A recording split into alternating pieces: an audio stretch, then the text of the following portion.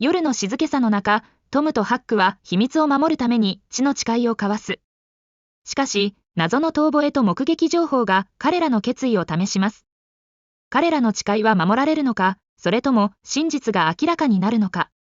緊張感あふれる物語が展開されます。Tom and Huck were running to the village. They were very scared. They looked back sometimes.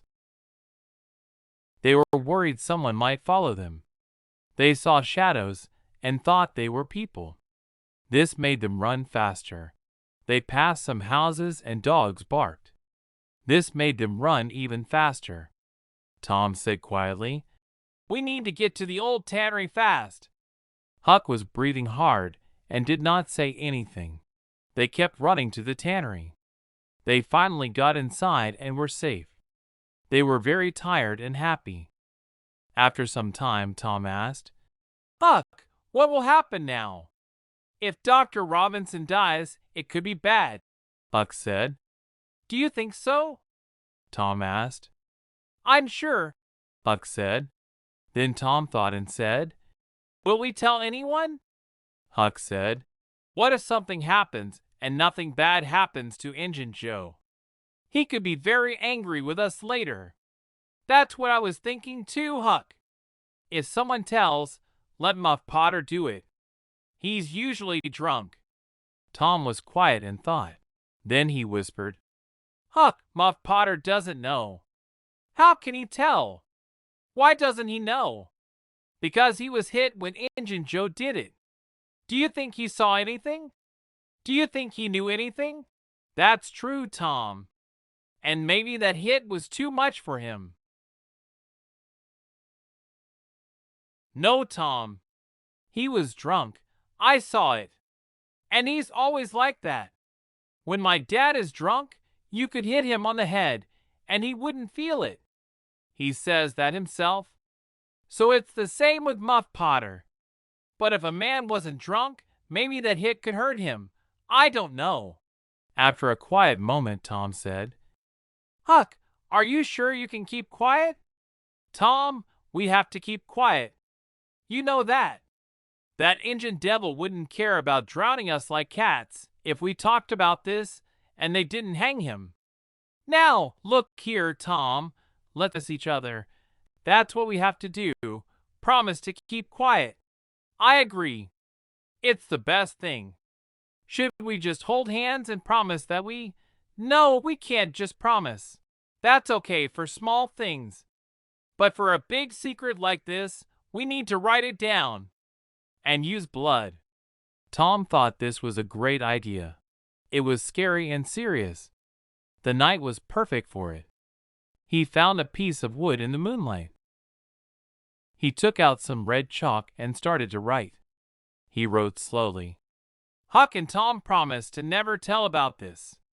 They hope they'd fall down if they ever do tell." Huck liked how Tom could write. He was about to use a pen to get blood, but Tom said, "Wait! Don't use that. The pen might have poison on it." "What's poison?" "It's dangerous. If you swallow it, you'll see." So Tom took a thread from his needle, and they both used it to get a drop of blood. After trying a few times, Tom wrote his name with his blood. He helped Huck write an H and an F. Now their promise was complete. They hid the piece of wood near the wall. They did some sad ceremonies and said some special words. They were sure they would never speak about the secret. Someone moved quietly through a broken part of the building. Tom and Huck did not see. Huck whispered, "Does this mean we can never tell, ever?" "Yes, it does. No matter what, we must stay quiet. We would fall down if we told, right?" "I think so," Huck agreed. They whispered for a while. Then a dog howled loudly very close to them. The boys hugged each other, scared. "Who is the dog barking at?" Huck asked quickly. "I don't know. Look through the crack." "Fast." "No, you look, Tom." "I can't do it, Huck." "Please, Tom." "It's howling again." "Thank goodness." Tom whispered, I know that dog. It's Bull Harbison. That's good. Tom, I was so scared. I thought it was a different dog. The dog howled again, and they felt scared again. That's not Bull Harbison. Huck whispered, Look, Tom. Tom, very scared, looked through the crack and whispered, Oh, Huck, it's a different dog. Fast, Tom, fast. Who is he barking at? Huck, he's barking at us. We're together. Oh, Tom, I think we're in trouble. I think I know where I'll go. I've been bad. Drat. This is what happens when you skip school and do what you're not supposed to. I could have been good, like Sid, if I tried, but I didn't. If I get out of this, I'll go to Sunday school a lot. Tom said, starting to cry a little. You think you're bad. Huck started to cry too. Tom Sawyer, you're nothing compared to me. I wish I had even half your luck. Tom stopped and whispered, Look, Huck, look. He's not looking at us. Huck looked and felt happy. He's not looking. Did he before? Yes, but I didn't think about it. This is great. Who is he looking for now?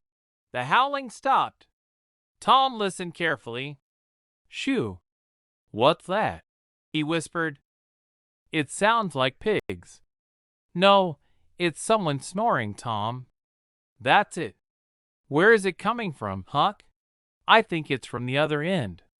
It sounds like it. My dad used to sleep there with the pigs.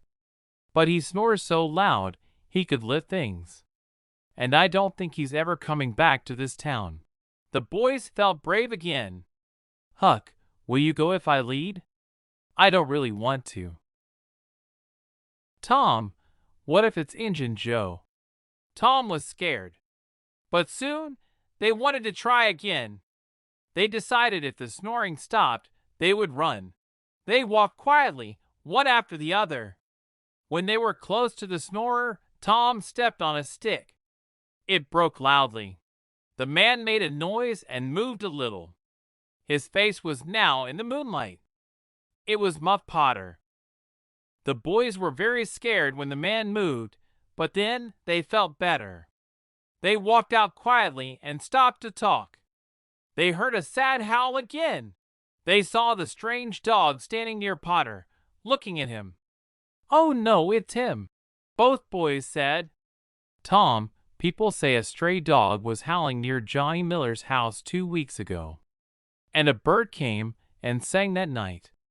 But nobody has died there yet. I know.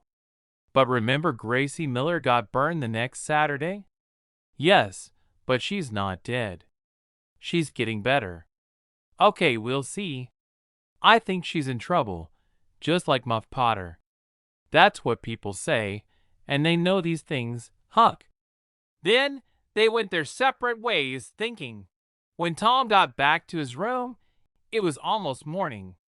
He took off his clothes very quietly and went to sleep. He was happy nobody knew what he did. He didn't know that Sid was awake and had been for an hour. Tom woke up and Sid was already gone. The room looked different, like it was late. He was surprised. Why didn't anyone wake him up like always? He felt worried. He got dressed quickly and went downstairs. He was tired and hurt. The family was there, but they had finished eating. They didn't say anything to him, but they didn't look at him either. It was very quiet and serious, and Tom felt cold inside. He tried to act happy, but it was hard. No one smiled or talked to him, so he became quiet and sad. After eating, his aunt talked to him alone. Tom thought she might punish him, but she didn't. She cried and asked why he made her so sad. She told him to keep doing bad things and make her even sadder. This made Tom feel worse than if she had punished him. He cried and said sorry many times. Then he left, feeling like she didn't really forgive him. He was too sad to be mad at Sid. He walked to school slowly and felt very sad. He got punished with Joe Harper for not going to school the day before. He didn't care about the punishment because he felt worse inside. He sat at his desk, put his head in his hands, and looked at the wall. He felt like he couldn't be more sad. Something hard was under his elbow. He moved and saw it was wrapped in paper. He opened it and felt very, very sad. It was his brass doorknob. This was too much for Tom to handle.